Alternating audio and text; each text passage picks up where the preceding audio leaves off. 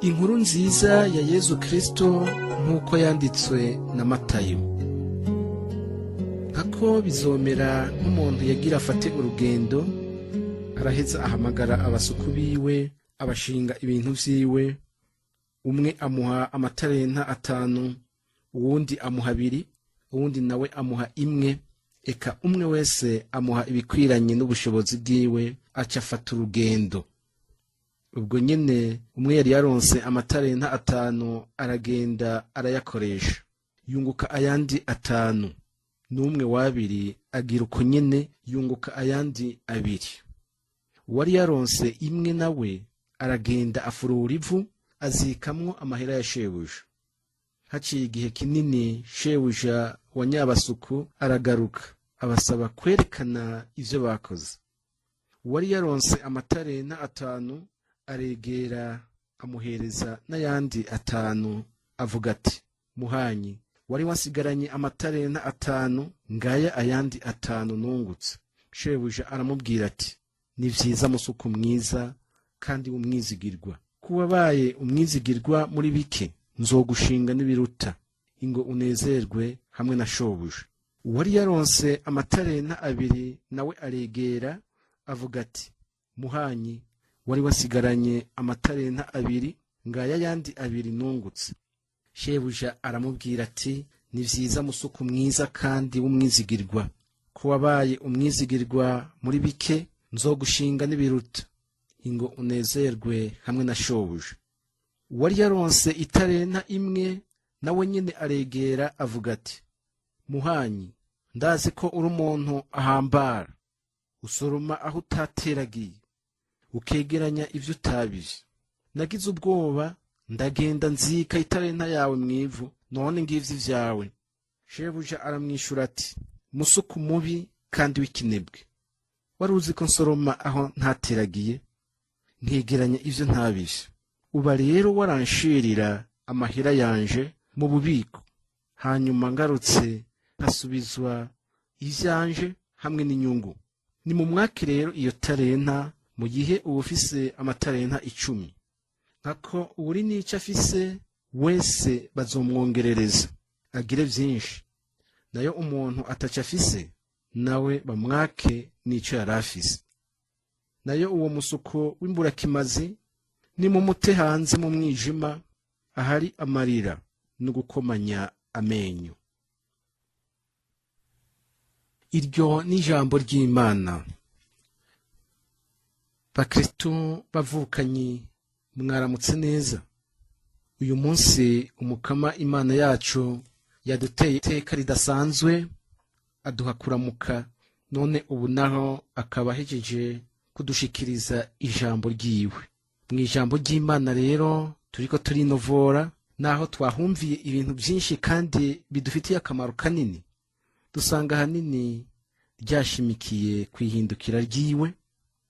Twumvise ko rizoba mu gihe abantu batari biteze, gutyo akaduhamagarira nk'abana biwe afise ku mutima guhora twiteguye, tugahora dukereye gusanganira no kwakira iyo nshuti yacu yakatabonetse igihe cyose. Bakristo bavukanyi, mu gihe umukama wacu Yezu Kristo yamaze ngaha ku isi, ntiyigeze ahengeshanya kumenyesha biwe ko igihe kimwe azogaruka kwakira abantu biwe, abo yakunze nabo bakamukundira. Akamenyesha abantu rero ko bohora biteguriye neza uwo munsi. Iyo nyigisho ya Kristo isaba abantu guhora biteguye, bagakoresha neza ivy'Imana yabagabiye mu kurangura ishaka ryayo. Yarayiraze Ekleziya, umuvyeyi mwiza yadusigiye aciye ku batumwa biwe, kuko Ekleziya nayo itigeze ihengeshanya kwigisha abana bayo ku bijanye n'umunsi w'imperuka no guhora biteguriye uwo munsi, uko ibihe vyagiye bikurikirana, mu kubaho mu buryo bwiza bubereye abana b'Imana, kuko arico conyene cobashoboza kutazokorwa n'isoni umunsi Kristo yaje kwakira biwe. Nimba Kristo rero yarashimikiye kuri iyo nyigisho, Eklezia nayo ikayitsa kandi ikayikurikiza. Ntabwo ari kugira itera ubwoba abana bayo, ariko no kugira ariho ibibutsa ico bari n'ico bategerezwa gukora, bamenye umwonga uhuma n'ubudahuma, babone guhitamwo neza, kuko uwuzi ico ashaka adafata ico abonye cyose, ariko batore iciza kijana mu buzima kandi bahunge icaha kuko kijana mu rupfu. Twibuke twese amajambo akomeye y'umweranda Augustino, aho yerekana neza ko naho Imana yaturemye ataruhare tubigizemwo, itazodukiza tutemeye kubigiramo uruhare ngo dukoreshe neza ingabire yaduhaye, kuko atawe ishobora kubohera ku vyiza vyayo ku gahato atabishatse. Erega turi abantu dufise ubwenge, kukaba nkako nta muntu n'umwe yigeze yandikira Imana ngo avuka asa uku canke kuriya, avukire mu gihugu iki canke kiriya, mu muryango uyu canke uriya, naho bamwe bamwe mu kutamenya bashobora kuvyitwaza ngo bakandamize abandi. Naho biri gutyo rero, Imana twese mu budasa bwacu yaturemye mu rukundo rwayo, ituremera aho ishatse, dusa kandi tumeze uko yipfuza, iturema twese mu ishusho ryayo, kandi twese duhamagariwe kuyikorera no kuyihagararira neza aho turi hose. Twese rero turi abana bayo n'umwihariko wayo. Turahamagariwe rero twese kuyoboka umukama wacu, tugakoresha neza ingabire yaduhaye arizo talenta zacu, tukemera ubuzima bwiza buzira ubuja aduhamagarira, tugakoresha kenge yatugabiye ku buntu, kandi tumenye ko ivyiza Imana yatugeneye tutararemwa atabituboherako ku nguvu, kuko arubaha cyane ukwishyira no kwizana kwacu. Yamara aradusaba ko natwe dukura amaboko mu mpuzu tugakora, kandi ko tumwegera tukamusaba, tukanamwereka ivyo twipfuza kugira ngo adufashe. Ubundi bwo umukate w'abana bo mu nzu si uwo guterera intozo ziyerera mu gahinga.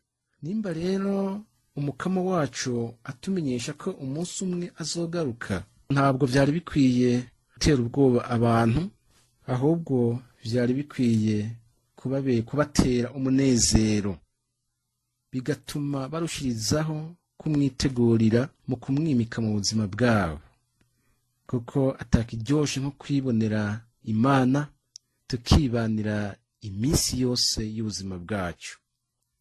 Uyu munsi rero ni igihe cyiza natwe dukwiye kwicara tukaraba ko turiko turakoresha neza ivyiza bidasanzwe yatugabiye, aribwo bwenge, inguvu zacu, ubuzima n'ibindi vyiza vyinshi yaduhaye ngo tumukorere neza. Twisuzume rero, turabe aho duhagaze mu mubano wacu n'Imana, kugira ngo tuwoye kuzomera nk'uyu musuko w'imburakimazi yagiye kuzika italenta ya shebuja, ariko tuharanire riho kuba abizigirwa n'abasuku beza b'Imana, bashimishwa nuko igihe Imana yabahamagaye batazomera nk'uwinjiye mu kibira tazi, hamwe agenda umutima uri mu mutwe yibaza ati ndahahurira n'iki. Ahubwo tweho tuze tugende tunezerewe, twiteguye guhobera umukunzi wacu Kristo no kubana ibihe vyose. Ivyo rero turabitegura mu kugerageza kwimika Imana mu buzima bwacu, kandi tukavyihatira tukiri ngaha kw'isi muri ubu buzima turimwo bwa misi yose, tukabana neza n'abo yaduhaye ngo tubane, umwe wese ahari, mu miryango y'abihebeye Imana, mu ngo z'abubatse, hakaba urukundo no kwihanganiranira, tugatunganya neza akazi dufise n'ibindi byose dushinzwe, kuko niho dutegerezwa kwitagatifuriza, tugaha agaciro italenta twahawe. Ese rero Imana umuvyeyi wacu yoturinda kuba abasuku b'ibipfamutima, ikadutera iteka twese, ikaduha kumubera abahungu n'abakobwa beza bamuhagarariye neza kandi bahora bakereye kumukorera ivyo yipfuza, bakagendana kandi bakabana nawe aho bari hose, maze igihe kigeze tukazoshimishwa nuko atwita abasuku beza kandi b'umutima, inshuti ziwe magara zamubereye intwari zo kwizera. Duheze twibere mu rukundo rwiwe ibihe byose. Amen.